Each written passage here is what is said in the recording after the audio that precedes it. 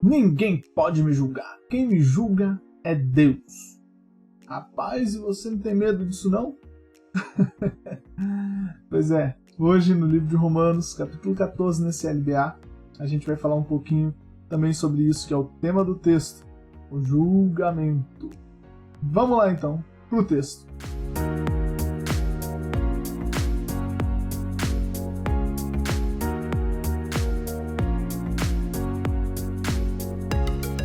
Caro leitor da Bíblia, nós estamos aqui nesse LBA, 14º dia de LBA, Romanos 14, temos mais 2 dias ainda pela frente, até Romanos 16, vamos encerrar esse vídeo, este livro, e eu quero desde já que você coloque nos comentários aí sugestões de qual pode ser um próximo LBA, ok?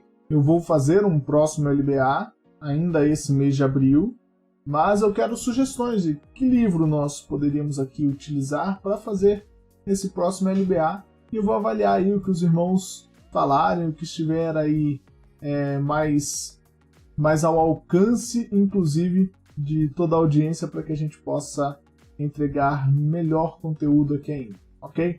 Vamos lá! No próximo LBA a gente vai utilizar outras técnicas, não somente essas aqui que eu tenho ensinado neste LBA aqui, ok? Vamos lá, divisões do texto de Romanos 14. Bastante simples, muito claras as divisões. Nós temos aqui do versículo 1 ao versículo 4 o cuidado com o fraco na fé, ok? Realmente muito claro isso aqui, ok?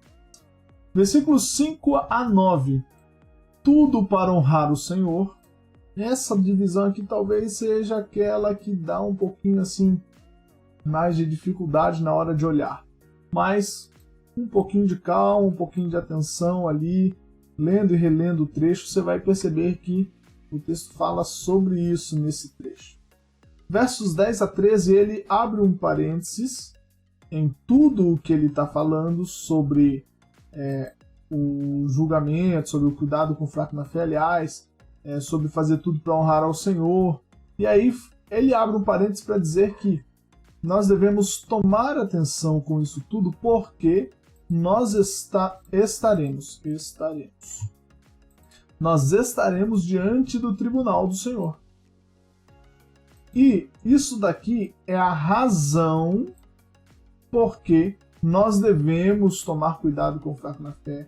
É a razão porque nós devemos tomar cuidado para fazer tudo o que fizermos para honrar ao Senhor. Ok? E aí, depois de falar que estaremos diante do tribunal, ele então, dos versículos 14 a 19, diz que nós devemos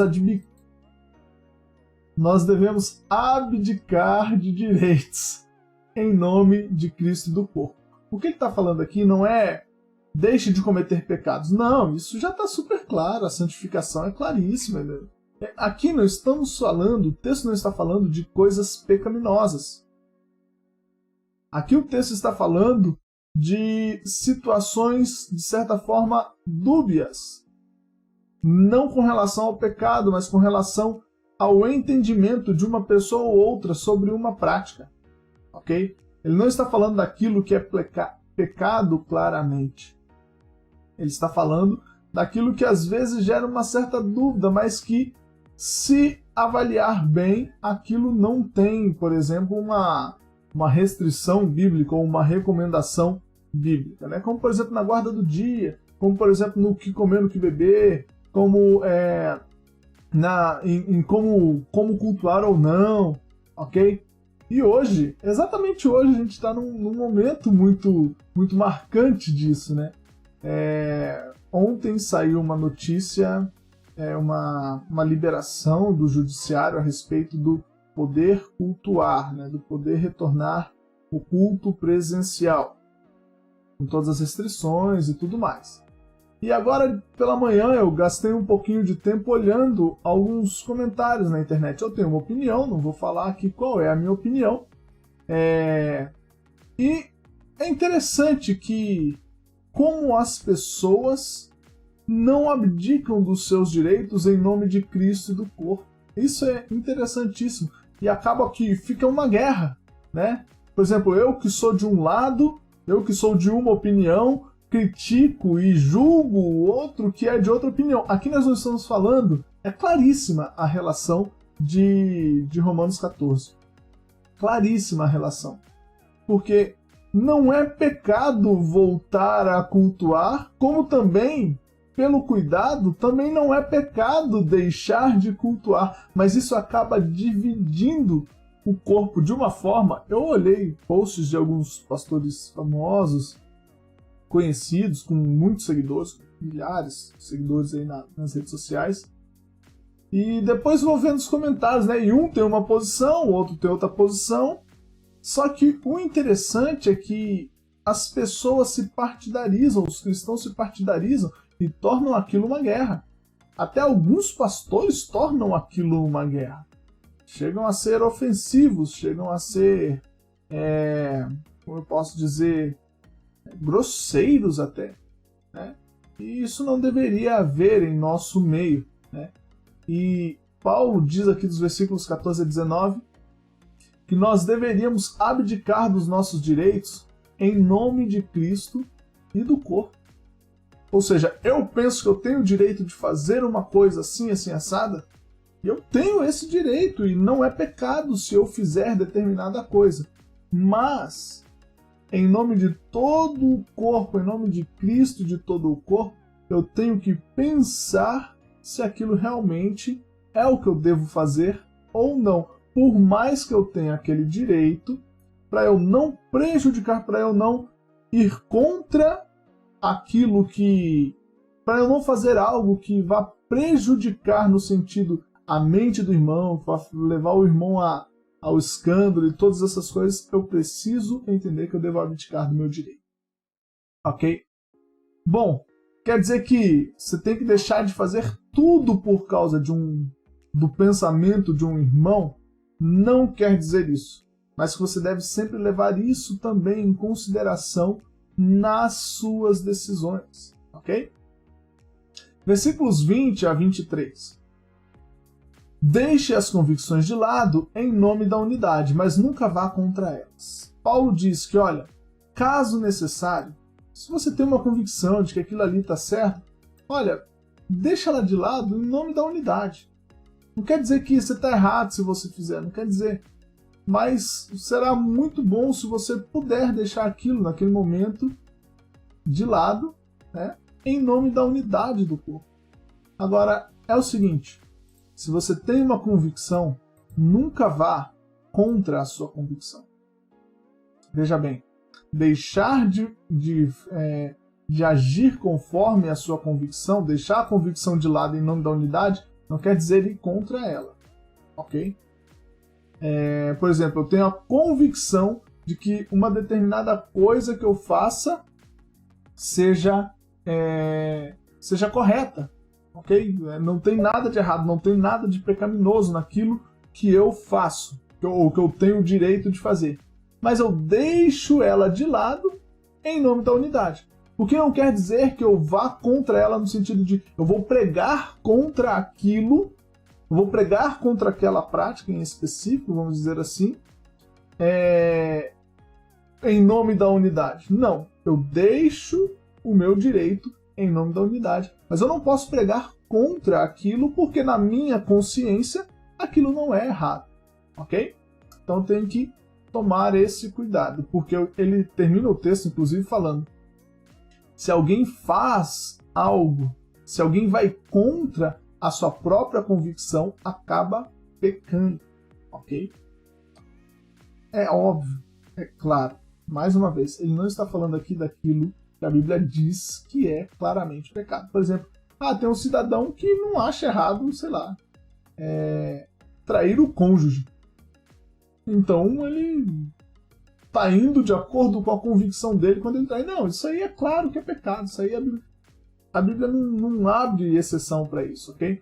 O que o texto está dizendo é a respeito daquilo em que há liberdade.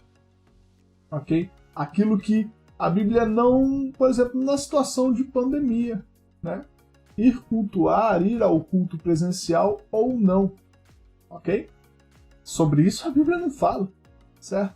Então é preciso haver respeito, é preciso que muitas vezes nós deixemos nossas convicções de lado em nome da unidade do corpo de Cristo. Ok? Vamos lá. Termos a observar no texto. Separei aqui os termos sobre a salvação, que, como eu já falei, a gente tem um pouco menos aqui. Porém, nesse texto se destaca o termo julgar, que aparece 3 vezes. Aparece 3 vezes, porque é realmente o grande tema. Vou até colocar aqui. É o grande tema do capítulo. Aí, entrou assim. Julgar é o grande tema do capítulo. Ok? Crer aparece uma vez, condenar aparece uma vez, ressuscitou uma vez, justiça uma vez, paz uma vez. E a palavra culpado aparece 2 vezes, claro, porque está falando de julgamento o texto. Ok? Muito bem. Eu tenho aqui também algumas estruturas, aliás, uma estrutura em específico que eu separei aqui no texto, que é a respeito do reino de Deus. Ok? Versículo 17. O texto é bastante claro e deixa eu ver se eu consigo diminuir um pouquinho aqui para aparecer inteiro aqui para os irmãos. Deixa eu mexer na tela. Aqui, assim ficou bom. Muito bem. Ele diz assim: o reino de Deus não é comida e bebida, mas o reino de Deus é vida de justiça, paz e alegria no Espírito Santo. Veja que num versículo apenas ele fala o que o reino de Deus não é e ele fala o que o reino de Deus é. Aqui nós temos contraposições dentro do texto. Lá no Desafio Saindo da Média na Bíblia, você que é aluno, sabe, nós temos uma aula inteira só sobre isso, só sobre encontrar no texto as coisas que se opõem, as coisas que se correlacionam, que é aquilo que vai dando estrutura ao texto. Então, todo o texto, Paulo está falando sobre o comer, o beber, que as pessoas estão se deixando levar por essas coisas, né? Ou brigando, ou dividindo, deixando a unidade de lado por conta dessas coisas. E ele conclui, né? Não conclui, mas ali no meio do texto, ele traz a grande afirmação de que, olha, tudo isso pelo que a gente está discutindo não é o essencial, isso não é o reino de Deus, ok? Isso daí a gente já deveria estar relevando há muito tempo. Isso daí a gente já deveria ter aprendido a viver em harmonia, né? A viver em harmonia há muito tempo com relação a isso. Porque o reino de Deus, na verdade, a gente deveria estar preocupado com isso aqui, ó. Uma vida de justiça, uma vida de paz, uma vida de alegria no Espírito Santo. É com isso que a gente deveria estar preocupados. Ok? Então, essa é uma estrutura que aparece aqui em um dos versículos do texto que eu separei para vocês. Muito bem!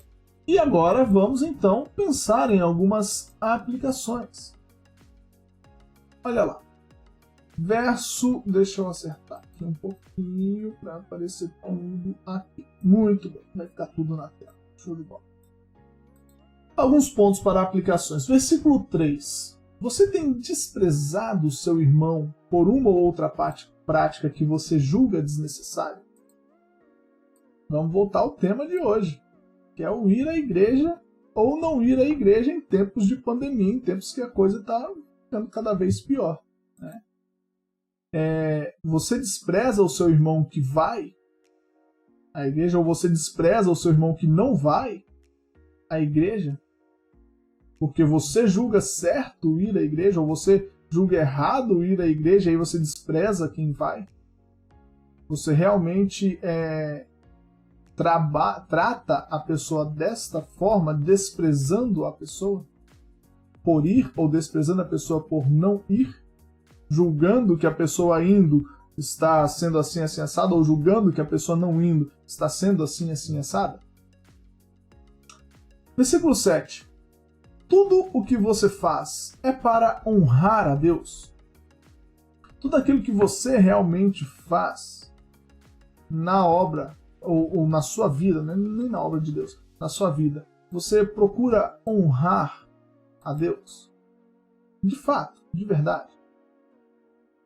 Versículo 10. Você tem consciência do tribunal que enfrentará?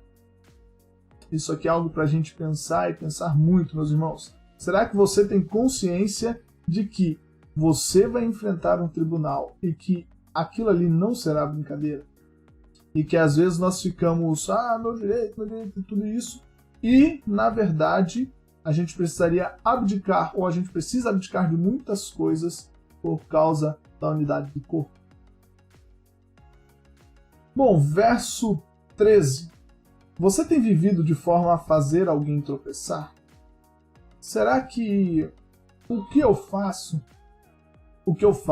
algo que eu falo, alguma convicção minha, tem feito a pessoa tropeçar? E estamos falando aqui de convicção, não estamos falando a convicção bíblica, não. A convicção de coisas que, por vezes, a gente tem liberdade na Bíblia para agir de uma ou outra forma. Você tem vivido de forma a fazer outras pessoas tropeçarem? Verso 19.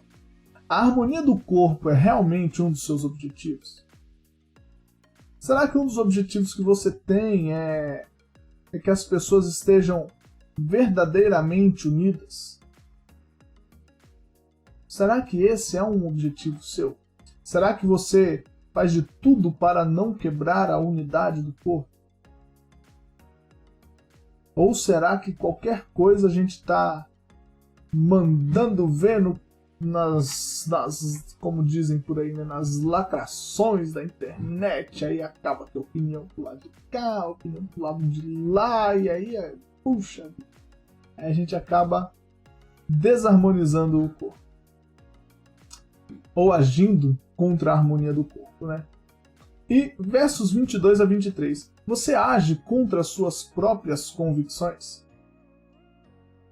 Será que você age contra as suas próprias convicções por causa de uma situação A ou B, por causa de uma pessoa C ou D? Será que você toma atitudes contra aquilo que você tem realmente de convicção? Mais uma vez, não estamos falando de convicção bíblica ou do que é certo e errado na Bíblia, mas daquilo onde a gente tem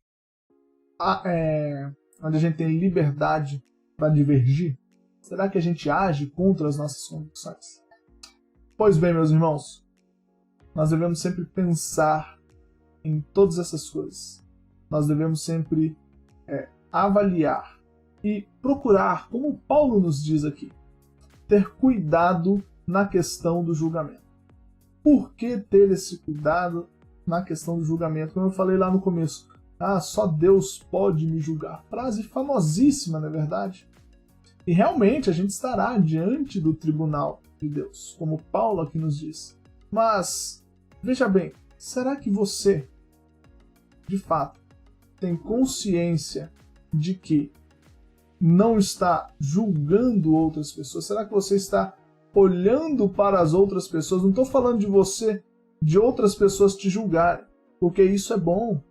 Quando outras pessoas olham para nós e falam aquilo que a gente está errado, isso é bom, mas será que quando eu estou olhando para o outro, eu estou com um olhar julgador no sentido de condenar o meu irmão? Tomemos cuidado com isso. O único de fato que pode julgar no sentido de condenar é o Senhor. Mas é muito bom quando alguém olha para nós e fala assim, olha, isso está errado, você precisaria mudar de forma amorosa, de forma cuidadosa, não cuidado nas palavras necessariamente, mas cuidado realmente, está falando porque tem cuidado com a sua pessoa. Isso é maravilhoso e a gente deve estar aberto a esse tipo de julgamento, sim. Não é desse julgamento que Paulo está falando aqui. Paulo está falando desse que condena um porque faz aquilo ou porque deixa de fazer aquilo outro. Algo que está dentro da liberdade cristã. Então, que Deus te abençoe.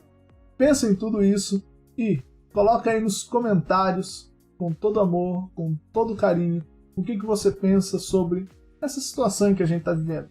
Com amor, cuidado e carinho. Não quero ver ninguém brigando aqui com isso, tá bom? Não quero ver ninguém saindo no tapa aqui nos comentários por causa dar opinião porque um tem uma opinião e outro tem outra opinião. Temos todos liberdade para pensar sobre isso aqui. Nesta situação, nós temos liberdade para divergir nisso, ok?